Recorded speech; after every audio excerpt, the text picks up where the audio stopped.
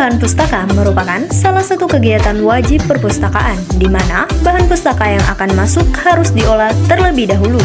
Buku yang masuk ke perpustakaan belum langsung bisa disusun di rak buku dan juga belum bisa dikelola terlebih dahulu.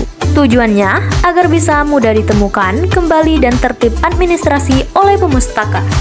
Sebelum masuk ke pembahasan tahap-tahapan pengolahan bahan pustaka, kita harus mengetahui fungsi dari pengolahan bahan pustaka. Fungsi dari pengolahan bahan pustaka itu terdiri dari 4 tahapan. Tahapan yang pertama yaitu untuk memudahkan pengaturan koleksi, di mana setiap bahan pustaka yang masuk akan dilakukan inventarisasi mulai dari pencatatan identitas buku, tanggal masuk, jumlah pemberian kode unik, hingga pengecapan. Fungsi yang kedua yaitu memudahkan pelayanan terhadap pemustaka. Setiap perpustakaan pasti berusaha untuk memberikan pelayanan terbaik untuk para pemustaka. Dengan adanya pengolahan bahan pustaka ini, harapannya mampu meningkatkan pelayanan kepada pemustaka. Yang ketiga yaitu memudahkan pengelola dalam menemukan buku. Tidak hanya pemustaka saja, tapi pengelola juga dimudahkan dengan adanya pengolahan bahan pustaka yang baik. Sewaktu-waktu melakukan pengecekan, perawatan, dan pencatatan ulang, maka buku yang dicari dapat dengan mudah ditemukan. Fungsi yang terakhir yaitu menjaga kualitas buku. Tentu tidak sembarang buku bisa masuk ke dalam perpustakaan. Buku yang sudah lolos uji dan sortir saja, agar buku tersebut memiliki kualitas yang baik.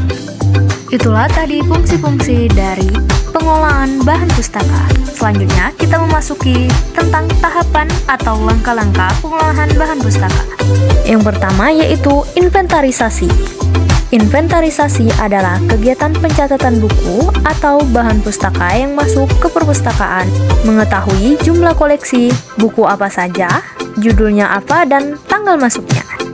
Dalam inventarisasi ini terdapat beberapa kegiatan. Yang pertama yaitu pemeriksaan. Setiap buku yang masuk harus diperiksa dahulu, baik dari segi fisik, isi, sampai kualitas buku. Apakah buku itu baik atau cacat, seperti sobek, susunan buku, kacau, dan bahkan halaman kosong. Yang kedua yaitu pengelompokan. Setelah tahap pemeriksaan, jika buku sudah dicek, selanjutnya buku dikelompokkan berdasarkan bidang-bidang tertentu sesuai judul-judul bahan pustaka agar memudahkan tahap selanjutnya.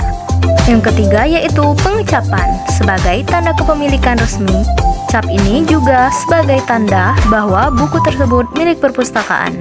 Terdapat 3 cap perpustakaan. Pengecapan yang pertama itu di halaman judul.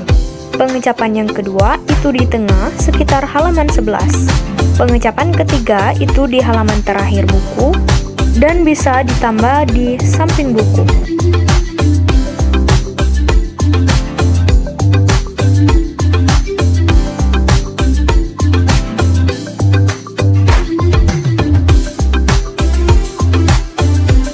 Yang terakhir yaitu pencatatan, di mana semua buku yang sudah dicap harus dicatat atau dimasukkan ke dalam database di komputer sehingga pengelola perpustakaan memiliki arsip tersendiri terkait dengan koleksi bahan pustaka.